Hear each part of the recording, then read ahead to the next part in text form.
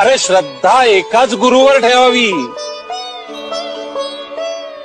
उगाच 10 ठिकाणी फिरण्यात काही अर्थ नसतो. आपलं हित अहित एका गुरुच्या हातीत सोपवून आपण मोकळं व्हावं. जे झालं त्यावरून बोध घे.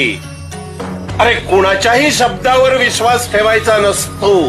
कुठलाही व्यवहार करण्यापूर्वी 10 वेळा विचार करावा.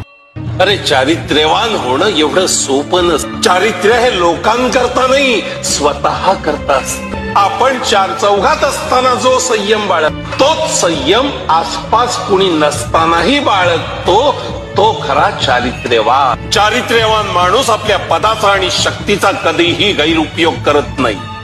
कोणत्याही परिस्थितीत त्याचा संयम कायम असतो. संयम ही चारित्र्यवान माणसाची ताकद.